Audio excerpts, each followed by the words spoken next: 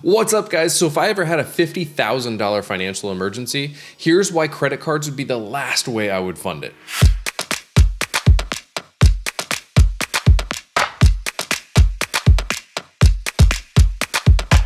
So I recently made a video about why I no longer hold any cash in my emergency fund. And a common debate that I've had with a friend of mine, now that I'm no longer holding any cash, is how do you cover that expense? Now see, I say that I should sell my stocks before I use credit cards. He says you should use credit cards before you sell stocks. And I think there's a very simple explanation for this. And I think it's a natural feeling to not want to sell an asset that could then appreciate. There's a big feeling of FOMO if you sell a stock and then it does a Tesla and just shoots straight up through the sky. But you have to look at the cost of money and where that money comes from. There's a cost to holding money and there's a cost to spending money. Let me talk through the cost of spending money because I think it's the least obvious in most cases. Now, there's two types of sources of money. There are assets and there are liabilities. Assets are things like your bank account, your stock account, things like that. Liabilities are your credit cards, your lines of credit, other things like that.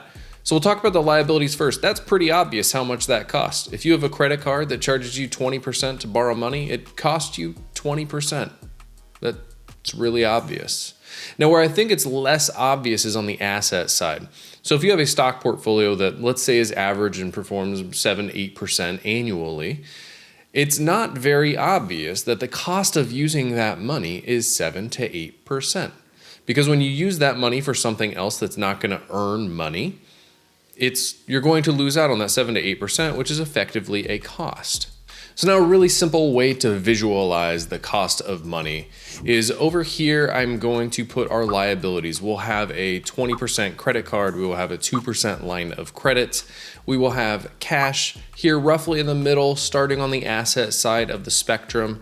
And then we will have our stock portfolio at 7% over on this side. So now if you believe in the sort of cost mechanism that I just described, what you're trying to do when you're spending money to cover an emergency is you're trying to spend money that is right about here.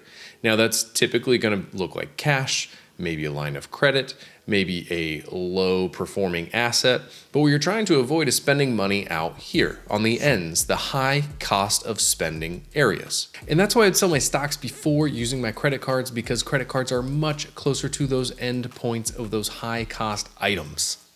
Now, to make this just a little bit more complicated for you, because it probably wasn't complicated enough, there's also a cost to holding cash. This is the big reason that I've moved out of holding cash for an emergency fund. Let me talk about how I come up with the cost of holding money. Now, if your goal is to spend money just right here in the middle and cash is typically directly in the middle, why don't I have cash? Well, that's because there is a cost to holding it. Now, you can look at the cost of holding it as the interest rate on the asset side. It's more of an opportunity cost. You could have cash that's earning 0.1% interest, or you could take that cash and put it in a stock portfolio that's earning 7%, or a house that's returning 10%, whatever it might be. So there's a big opportunity cost there. Now, what I was looking at is I had cash that was sitting here doing nothing in what I believe to be a fairly low likelihood of a financial emergency occurring. And that cash could be earning 7 to 8% in the market right now, or it could be sitting there earning nothing. And that made me very uncomfortable. So I decided to liquidate that, put it into the market, earn 7 to 8% there. And then what that means is I now have a slightly higher cost of spending money. Now I'm going to look to my line of credit.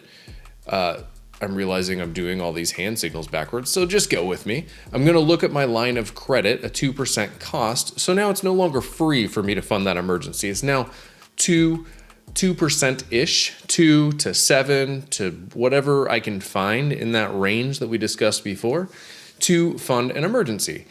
And that's comfortable with me because my risk level is much more in the mindset of I would rather spend money to cover an emergency, money that cost me extra than cash, than I would to have that cash sit there and earn nothing. All right, so I think that's a little bit complex, but to sum it up, my goal is to maximize my return while minimizing my risk. And for me, that means putting my cash into a 7% returning stock portfolio and having to pay 2% when I have an emergency rather than earning nothing and spending nothing. Now, I hope this video was helpful to you. Hit that like button, subscribe, and if this video could help anyone else in your life, please share it with them, and I'll see you guys next time. Peace.